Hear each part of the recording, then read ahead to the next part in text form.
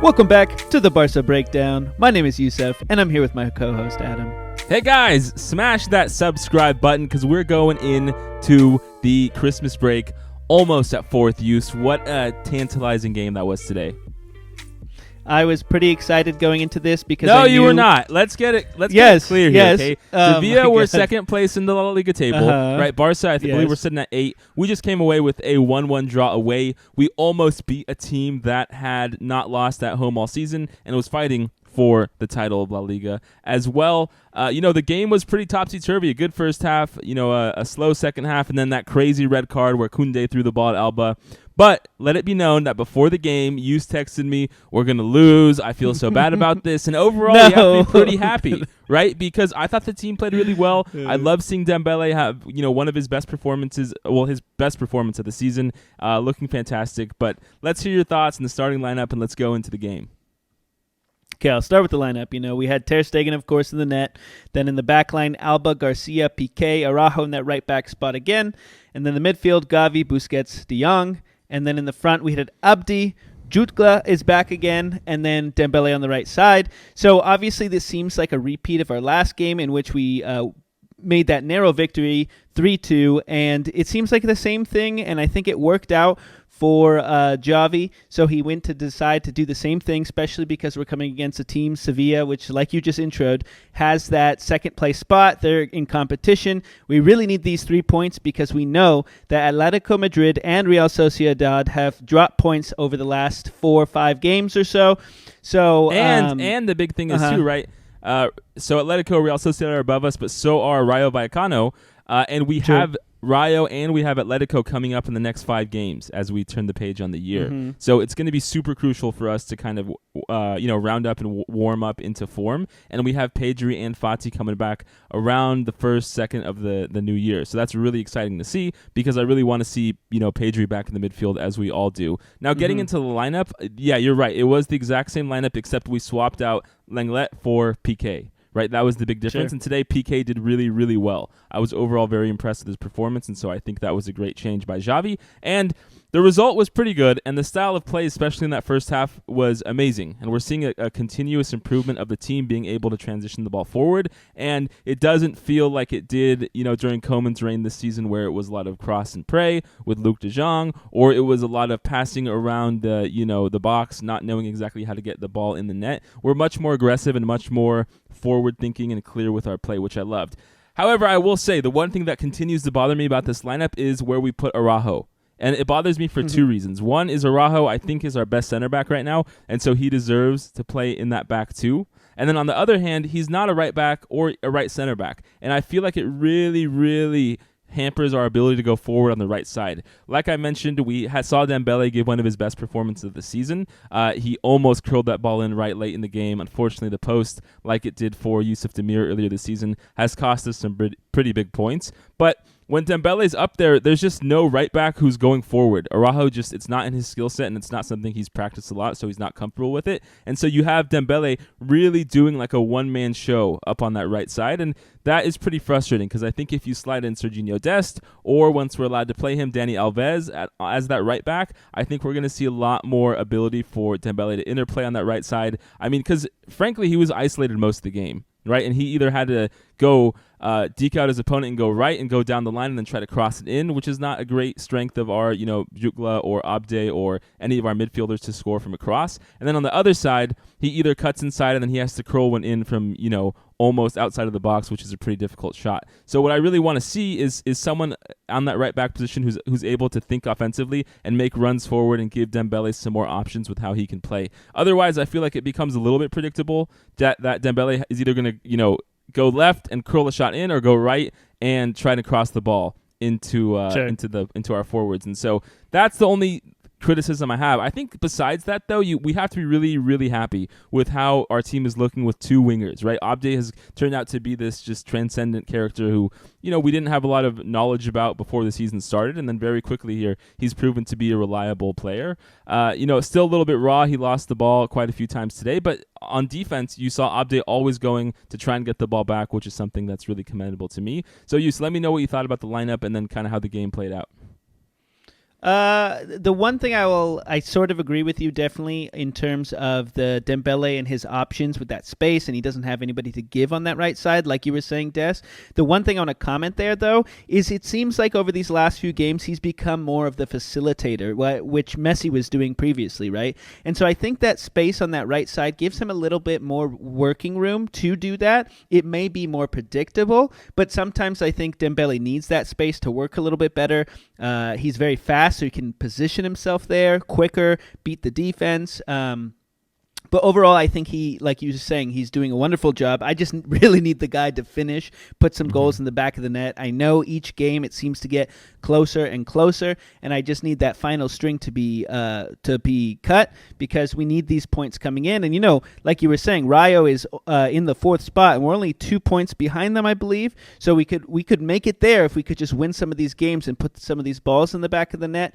And then, I never like Eric Garcia starting out these games, but I wasn't too worried watching today's game in the defense. It seemed to be overall pretty good. I think we only let up. Yeah, I think we only let up one shot on goal, which is it went in, but that is Ter not Stegen Barca made 0 saves recently. Right in this game, Ter Stegen made 0 saves, which of course we want him to make the one that was scored on. But you're right, the defense did really well, except for the fact that we continued to be like the worst team in the entire world at defending corner kicks. For some reason, it's either a defensive lap. Papu Gomez made a pretty crazy run there to score the goal today. But, it's just that whole first half, we had the ball and we were dominating. It really looked in the Sanchez Pizjuan like a very, very excited stadium where the fans were going nuts. It was raining. Great atmosphere tonight. And we were really taking it to the second best team in La Liga.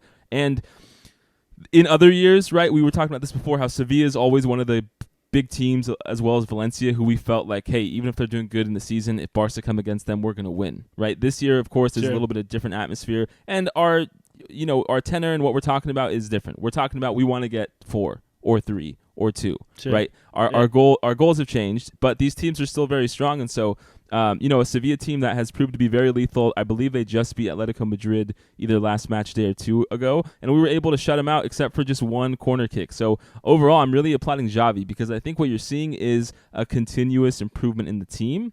However, besides the corner kick issue we're having, there is also just this issue where our first half performance is so good and then our second half is worse. And I think I'm seeing the team improve there in terms of fitness because it must be a fitness issue or a concentration issue if after the break they don't come out with the same energy. Our team looked a little bit more fit today. I have a feeling they're running more than they did under Koeman, and it feels like they are kind of acclimating to the intensity and the style of play that Xavi wants us to perform at. But Sevilla had a chance to come back in there, right? I think from the 45th minute up until Kounde got that red card, I thought Sevilla were going to give us, some big trouble. Then they get the red card. Sure. Alba does the nice little dive when he gets the ball thrown at him. And, Barca, when we come against a 10-man team, it's not as easy as I think it might be for other teams because once the defense has 10 men, they really park the bus. And then our only option is to throw in crosses. That's where we see Luc de Jong come in, and that kind of derailed our entire offensive play set in that second half. So those are some of my thoughts, Yus. What about you? Well, I think one problem we keep facing here is when we get into this more stagnant position, especially like you're saying with 10 men, we have a hard time creating space. But I think even when we had someone like Depay on the pitch, that was still a problem. But I think, coming up into this next month or so, if we can get some of these attacking players back, I think we can remedy that because then we can switch out some of these offensive players. Like Abde starts to get tired at some point in the game. He's not able to be so he can't juke out so much because he's tired. He just doesn't have the energy. Same with Dembele. He starts to fatigue in terms of facilitating. At one point in today's game, he was kind of, I wouldn't say invisible, but he was just less on the ball, less creative. And there will be times that we definitely need to sub in and create something new that for example, Sevilla's defense hasn't seen in the last 60 minutes because once that red card happened, we had the advantage. We had 30 minutes to make something happen, and I think if we had somebody else to get put into to this game, that it could have been changed. But and to add overall, to that, one thing to think about, right, is like, okay, Eric Garcia gets hurt, we have to put on Lenglet. That's a wash. Sure. We put on Nico, who, as much as we like Nico, is a very young player, right? He's not that sub. In past years, we might have had Paulinho or Arturo Vidal or even someone like Malcolm, someone who is a little bit older and more experienced and who has a chance to score the goals, although Malcolm did not do that very often.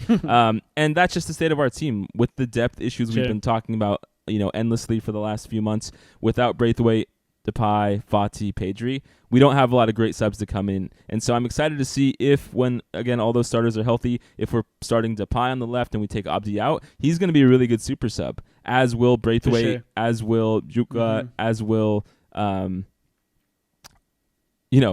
those three, right? And so I think the big thing about Braithwaite is that he's going to add the ability to score from crosses, which I think our team really, our team is always trying to seek out these crosses, and we haven't really gotten right the positioning of the ball. It feels like a lot of times when we cross it either way too close to the goalkeeper so he can have a chance to stop it, or we're crossing it way too far back where there's not players ready to put in like an attacking header. And so I'm excited to see, once everyone's healthy around January of next year, how things turn around. Oh, yeah, I'm definitely excited. Today's performance kind of gave me a boost, a revitalization in the team, because we've had just so many poor games, and game after game, I just think, we're just not improving. But now today's game, it felt like it. That is what we were talking about under Koeman, is that we weren't seeing an improvement, right? We were like at one point, hey, we'd be fine with Koeman if we're going to keep him because of the money issue and how much it'll cost to sack him, if we see some sort of improvement game after game. And I definitely do think now we can sit here and say, well, under Xavi, we're certainly seeing that.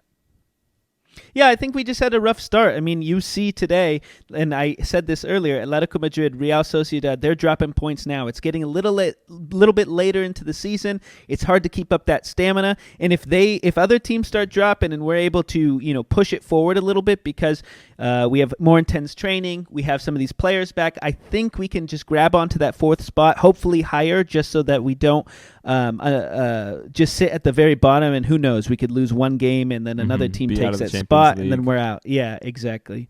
But I'm excited. This was honestly one of the best games I've seen so far. I think overall our stamina was good.